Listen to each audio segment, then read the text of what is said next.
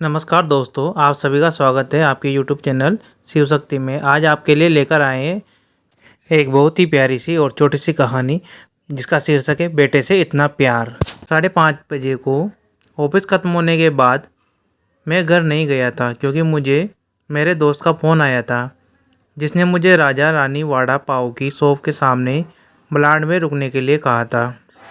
उसे कुछ शॉपिंग करनी थी, इसलिए उसने कहा था तुम रुकना, साथ में ही जाएंगे। हम दोनों हमेशा एक साथ ही शॉपिंग करने जाते थे। उस शॉप के पास पार्किंग के लिए पैरेलली कुछ लोहे के एंगल लगाए हुए थे। मैं उन्हीं पे चढ़कर बैठ गया और अपने दोस्त का इंतज़ार करने लगा। एक 70-72 साल का बुजुर्ग आदमी, आंखों पर मोटे कांच वाले चश्मे, मैले धोती और कुर्ता पहने मेरे पास आया क्योंकि मैं लोहे के एंगल पर 3-4 फुट ऊंचाई पर बैठा था। उसने मेरे घुटनों को छुआ और बोला, बेटा एक वड़ा पाव खरीद कर दे दोगे तो बहुत अच्छा होगा, बहुत ज़्यादा भूख लगी है। मैंने जब उस बूढ़े आदमी की तरफ देखा तो वह मुझे रोज़ाना दिख रहे भिखारियों में से नहीं लगे। उन्हें देखकर ऐसा भी नहीं लग रहा था कि वह हर दिन भीख मांगते होंगे। ऐसे अचानक किसी बुजुर्ग ने मेरे पैरों को हाथ लगाया तो मुझे बहुत अजीब महसूस हुआ।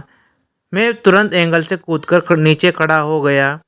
मैंने अपने जेब में हाथ डाला और 50 रुपये निकालकर उस बुजुर्ग को देते हुए कहा, अंकल आपको भूख लगी है तो यह लीजिए 50 रुपये, कुछ खा लीजिए। बुजुर्ग ने कहा, नहीं बेटा पैसे मत दो, बस एक वड़ा पाव लाकर दे दो, उतना बस है मेरे लिए। ठीक है, मैं लाकर देता हूँ, आप यहीं बैठिए। कहकर मैं राजा रानी वड़ा पाव की दुकान में गया और एक वड़ा पाव खरीद कर लाया और बुजुर्ग को खाने के लिए दिया। बुजुर्ग नीचे बैठकर वड़ा पाव खाने लगे। मेरी तरफ देखकर वो बोले, ऊपर मत बैठो, गिर जाओगे, यहाँ बैठो मेरे पास। कोई साथ बैठेगा तो मुझे भी दो निवाले अच्छे से खा जाएंगे। मैं उनका कहना टाल नहीं पाया और उनके साथ ही बैठ गया। फिर मैंने ऐसे ही उनसे सवाल करना शुरू किया, कहाँ से आए हैं, कहाँ जाएंगे, किससे मिलने आए हैं, वगैरह वगैरह। मैं नागपुर से आया हूँ, एक छोटे से गांव में रहता हूँ। यहाँ मुंबई में मेरा तुम्हारी जितनी उम्र का एक बेटा है, एक बड़ी कंपनी में इंजीनियर है, उससे मिलने आया हूँ। 2 साल पहले शादी हुई है, लव मैरिज। बहू पढ़ी लिखी है, नए विचारों वाली है। उसे सास ससुर यानी कि हम पति पत्नी गंवार लगते हैं, इसलिए हमारे साथ रहना उसे अच्छा नहीं लगता। इसलिए बेटा अब अलग रहता है, यही मुंबई में 2 सालों से। परसों मेरे मोबाइल पर उसका फ़ोन आया था, कह रहा था कि अमेरिका में नौकरी मिले उसे, बीवी को लेकर जा रहा है अमेरिका 10 साल के लिए। यहाँ मुंबई में था तो 6 महीने में एक बार आता था हम बूढ़े बूढ़ी को मिलने के लिए। अब इतने दूर प्रदेश जा रहा है, एक बार मिलने के लिए आओ बोला तो अब समय नहीं बचा है। परसों फ्लाइट में बैठकर जाना है कहता है। अब 10 साल के लिए जा रहा है, पता नहीं कब तक हम जिएंगे या मरेंगे, इसलिए सोचा खुद ही जाकर उससे मिल लेता हूँ। कल शाम से एयरपोर्ट को ढूंढ रहा हूँ, लेकिन यहाँ के लोग कहते हैं कि इस एरिया में एयरपोर्ट है ही नहीं। बुजुर्ग ने एड्रेस वाली चिट्ठी मेरे हाथों में देते हुए कहा। उनकी बात सुनकर मैंने कहा, लोग सच कह रहे हैं, एयरपोर्ट यहाँ नहीं है, सांता क्रूज में है। बुजुर्ग ने मेरी तरफ देखकर कहा, लेकिन परसों जब बेटे का फ़ोन आया था तो उसने यहीं का पता लिखवाया था। मुझे लगता है यह फ़ोन भी ख़राब हो गया है, फ़ोन ही नहीं आ रहा है बेटे का। मैंने बताया उसको कि मैं उससे मिलने आ रहा हूँ मुंबई। कहते हुए बुजुर्ग ने मोबाइल मुझे देखने के लिए दिया। अब मेरे एक हाथ में चिट्ठी और एक हाथ में मोबाइल था। मैंने मोबाइल का बटन दबाकर देखे, मोबाइल ऐसे से चल रहा था और मोबाइल में नेटवर्क भी पूरी तरह से आ रहा था। मैंने उनसे पूछा, आपने नहीं लगा कि देखा फ़ोन बेटे को? मुझे कहाँ लगाना आता है बेटा फ़ोन, कोई फ़ोन करता है तो उठा लेता हूँ बस, उन्होंने कहा। मैंने रिसीव्ड कॉल में जाकर आखिरी आए नंबर पर कॉल किया। 2 रिंग बजने के बाद कॉल कट कर दिया गया।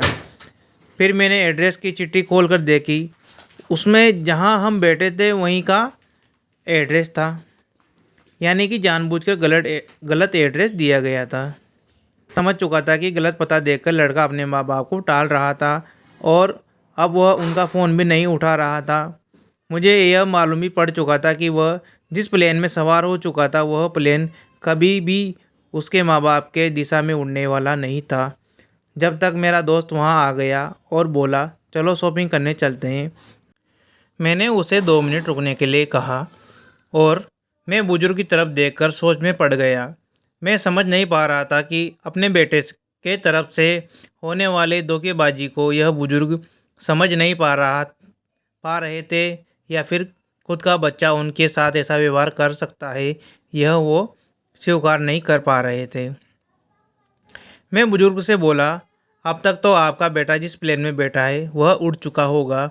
मुझे नहीं लगता अब आपकी उससे मुलाकात हो पाएगी, इसलिए अच्छा यही होगा आप वापस अपने घर लौट जाए और आंटी भी आपका इंतज़ार करती होगी। मेरी बात सुनते ही अगले ही क्षण उनकी आंखें भर आई। आंसू भरी आंखों से वह मेरी तरफ देखने लगे। घर जाने के लिए भाड़े के पैसे देते हुए मैंने उनके हाथों पर हाथ रखा और पूछा, अंकल मैं कब से आपके हाथों में यह डिब्बा देख रहा हूँ, क्या है इस डिब्बे में? मोतीचूर के लड्डू हैं, मेरे बेटे के पसंद के, उसके माँ ने भेजे हैं उसके लिए खुद बनाकर, बुजुर्ग ने कहा। किसी खंजर ने मेरे दिल को चीरकर मेरे अंतःकरण को लहूलुहान कर दिया हो, ऐसी मेरी हालत हो गई। मैं निशब्द होकर बुजुर्ग की तरफ देखता रहा और वहीं बैठ रहा।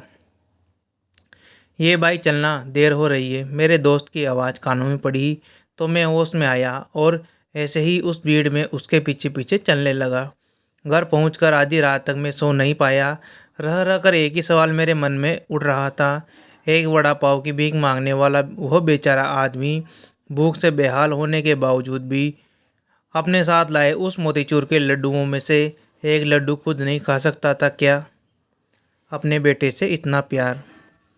थैंक यू दोस्तों। यदि आपको यह वीडियो अच्छा लगा हो तो इसे लाइक करें, अपने दोस्तों के साथ शेयर करें और ऐसे ही और वीडियो देखने के लिए और हमारे साथ बने रहने के लिए इस चैनल को सब्सक्राइब करें। धन्यवाद।